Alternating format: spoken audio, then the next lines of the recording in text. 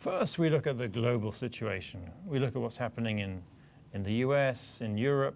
We'll look at what the Federal Reserve is doing. We'll also look at global variables like the oil price. And of course, more recently, we've had to look at issues like trade tensions. We put all that together and then we try and see how China fits into that context.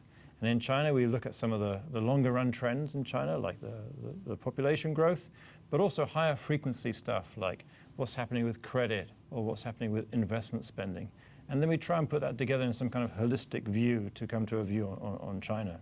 And we have a group of experts that monitor the economic development in China in various sectors such as public finance, the housing market, and imports and exports. And every few months, we also visit China to do a checkup. We will talk to the government officials, the private sector, academia, to find out what they think about the economic outlook. When it's time for us to update our projections, we'll gather all this information and apply our judgment on the government's policies and the global environment to figure out the most likely scenario for the Chinese economy for the years to come.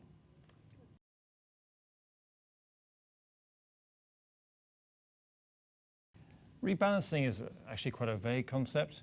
Maybe the easiest way to explain it is through a metaphor of becoming a middle-aged person after being a teenager. You've got to change your lifestyle a bit to make it more sustainable, exercise a bit more, change your diet a bit. And for China, it's really about moving from high-speed growth, where the economy is growing very fast, to more focusing on high-quality growth. So the question is, what does this high-quality growth look like? We see three priorities. The first is to make sure that the economy relies more on consumption and to wean it away from excessive reliance on credit and investment. The way that the government can achieve this is by spending more on education, health, social transfers to ensure that people have more money left over to buy other things. The second would be more opening up. I mean, China's done a lot of opening up in the last 40 years or so, and it's benefited China and the whole world economy very much. But there's still more that China can benefit from opening up more to the rest of the world through trade, through investment, and through technology. The third priority is to control pollution decisively. One way to do this is to institute a carbon tax. Doing so will ensure that there are blue skies over China all year round.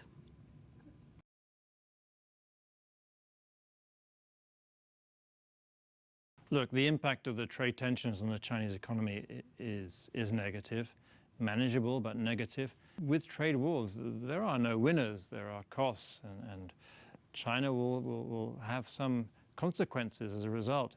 And indeed, that's why we at the IMF are calling on all parties involved in this trade dispute to talk and try and find a negotiated resolution, and if necessary, use the trade dispute mechanisms that already exist, like the World Trade Organization.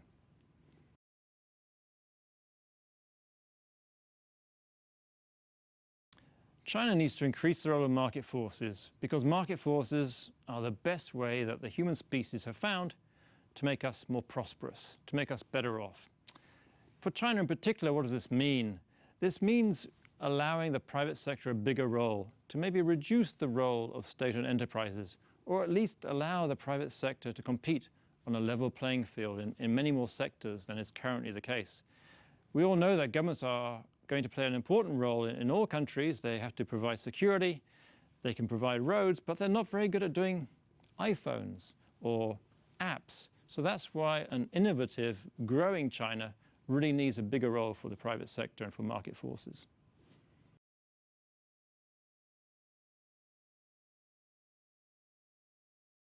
Well, we think digitalization has the potential to become a long-run growth engine for China.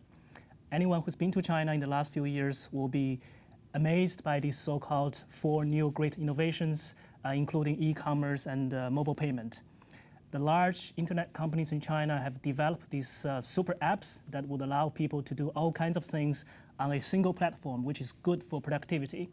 They've also branched beyond this niche to other areas of the financial supply chain, building this integrated ecosystem of financial services that links customers and businesses. We think digitalization has already unleashed economic growth in China in terms of higher efficiency, convenience, and productivity. In fact, the analysis in our report shows that a 1 percentage point increase in digitalization increases economic growth by 0.3 percentage points. Of course, there are risks. These include, with automation, there could be job losses. There are also risks, financial risks that emerge from fintech. It's important that the government guard against these risks.